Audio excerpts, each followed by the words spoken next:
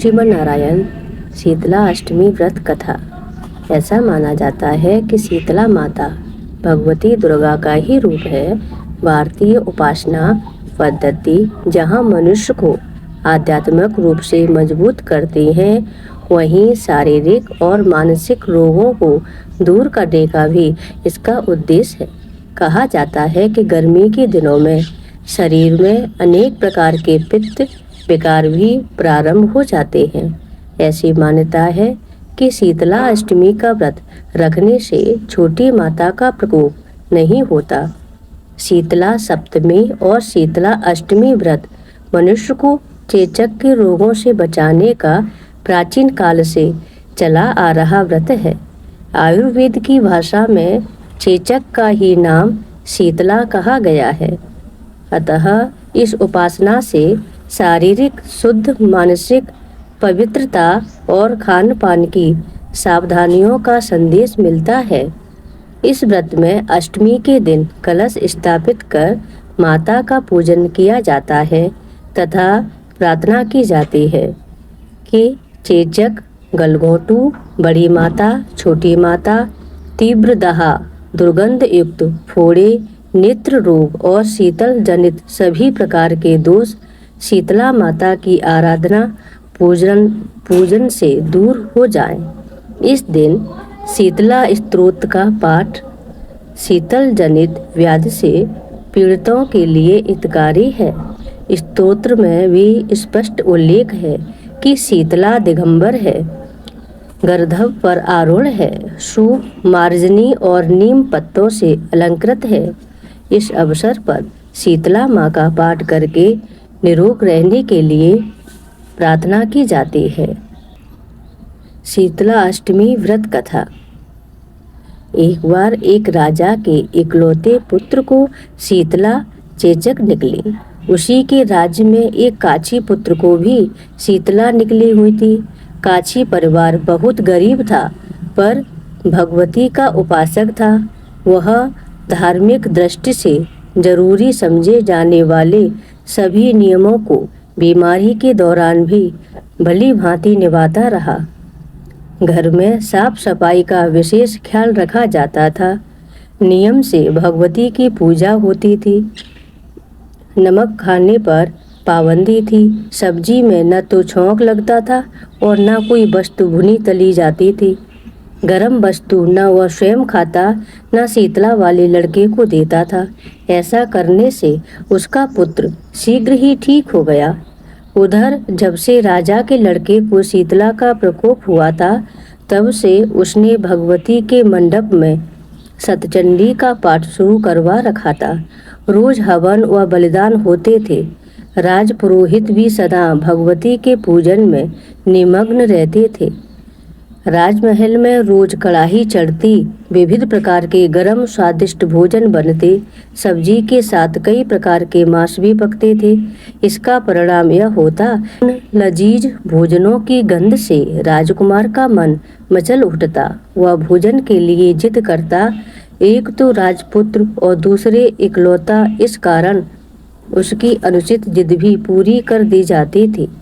इस पर शीतला का कोप घटने के बजाय बढ़ने लगा। शीतला के साथ साथ उसे बड़े बड़े फोड़े भी निकलने लगे, जिनमें खुजली व जलन अधिक होती थी। शीतला की शांति के लिए राजा जितने भी उपाय करता, शीतला का प्रकोप उतना ही बढ़ता जाता, क्योंकि अज्ञानतावश राजा के यहाँ सभी कार्य उल्टे हो रहे थे। इससे राजा और अधिक परेशान हो उठा। उसकी समझ में नहीं आ रहा था कि इतना सब होने के बाद भी शीतला का प्रकोप शांत क्यों नहीं हो रहा। एक दिन राजा के गुप्तचरों ने उन्हें बताया कि काछी पुत्र को भी शीतला निकली थी, पर वह बिल्कुल ठीक हो गया। यह जानकर राजा सोच में पड़ गया कि मैं शीतला की इतनी सेवा कर रहा हूँ, पूजा व अनुष्ठान में कोई कमी नहीं, पर मेरा पुत्र अधिक रोगी होता जा रहा है, जबकि काछी पुत्र बिना सेवा पूजा के ही ठीक हो गया। इसी सोच में उसे नींद नहीं आई। श्वेत वस्त्र धारिणी भगवती ने उसे स्वप्न में दर्शन देकर कहा, हे राजन, मैं तुम्हारी सेवा अर्चना से प्रसन्न हूँ, इसीलिए आज भी तुम्हारा पुत्र जीवित है। इसके ठीक न होने का कारण यह है कि तुमने शीतला के समय पालन करने योग्य नियमों का उल्लंघन किया। तुम्हें ऐसी हालत में नमक का प्रयोग बंद करना चाहिए। नमक से रोगी के फोड़ों में खुजली होती है। घर की सब्जियों में छौंक नहीं लगाना चाहिए, क्योंकि इसकी गंध से रोगी का मन उन वस्तुओं को खाने के लिए ललचाता है। रोगी का किसी के पास आना जाना मना है, क्योंकि यह रोग औरों को भी होने का भय रहता है। अतः इन नियमों का पालन कर तेरा पुत्र अवश्य ही ठीक हो जाएगा। विधि समझाकर देवी अंतर्ध्यान हो गईं। प्रातः से ही राजा ने देवी की आज्ञा अनुसार सभी कार्यों की व्यवस्था कर दी। इससे राजकुमार की सेहत पर अनुकूल प्रभाव पड़ा और वह शीघ्र ही ठीक हो गया। इसी दिन भगवान श्री कृष्ण और माता देवकी का विधिवत पूजन करके मध्यकाल में सात्विक पदार्थों का भोग लगाना चाहिए। ऐसा करने से पुण्य ही नहीं मिलता, बल्कि समस्त दुखों का भी निवारण होता है। बोलिए शीतला माता की जय। शीतला माता की दूसरी कथा। एक गांव में ब्राह्मण दंपति रहते थे। दंपति के 2 बेटे और 2 बहुएं थे। दोनों बहुओं को लंबे समय के बाद बेटे हुए थे। इतने में शीतला अष्टमी का पर्व आया। घर में पर्व के अनुसार ठंडा भोजन तैयार किया। दोनों बहुओं के मन में विचार आया कि यदि हम ठंडा भोजन लेंगे तो बीमार होंगे। बेटे भी अभी छोटे हैं। इस कुविचार के कारण दोनों बहुओं ने तो पशुओं के दाने तैयार करने के बर्तन में गुपचुप 2 बाटी तैयार कर ली। सास बहू शीतला की पूजा करके आई। शीतला माता की कथा सुनी। बाद में सास तो शीतला माता के भजन करने के लिए बैठ गई। दोनों बहुएं बच्चे रोने का बहाना बनाकर घर आईं। दाने के बर्तन से गरम गरम रोटला निकाले, चूरमा किया और पेट भर कर खा लिया। सास ने घर आने पर बहुओं से भोजन करने के लिए कहा। बहुत ठंडा भोजन करने का दिखावा करके घर काम में लग गईं। सास ने कहा, बच्चे कब के सोए हुए हैं, उन्हें जगाकर भोजन करा लो। बहुएं जैसे ही अपने अपने बेटों को जगाने गईं तो उन्होंने उन्हें मृत प्राय पाया।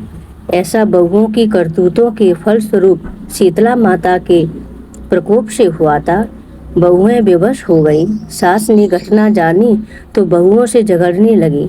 सास बोली कि तुम दोनों ने अपने बेटों की बदौलत शीतला माता की अवहेलना की है, इसलिए अपने घर से निकल जाओ और बेटों को जिंदा स्वस्थ लेकर ही घर में पैर रखना। अपने मृत बेटों को टोकरे में सुलाकर दोनों बहुएं घर से निकल पड़ी। जाते जाते रास्ते में एक जीर्ण वृक्ष आया। यह खिजड़ी का वृक्ष था। इसके नीचे ओरी शीतला दोनों बहनें बैठी थीं। दोनों के बालों में विपुल प्रमाण में जूं थी। बहुओं ने थकान का अनुभव भी किया। दोनों बहुएं ओरी और शीतला के पास आकर बैठ गई। उन दोनों ने शीतला ओरी के बालों से खूब सारी जूं निकाली। जूओं का नाश होने से ओरी और शीतला ने अपने मस्तक में शीतलता का अनुभव किया। कहा, तुम दोनों ने हमारे मस्तक को शीतल ठंडा किया है, वैसे ही तुम्हें पेट की शांति मिले।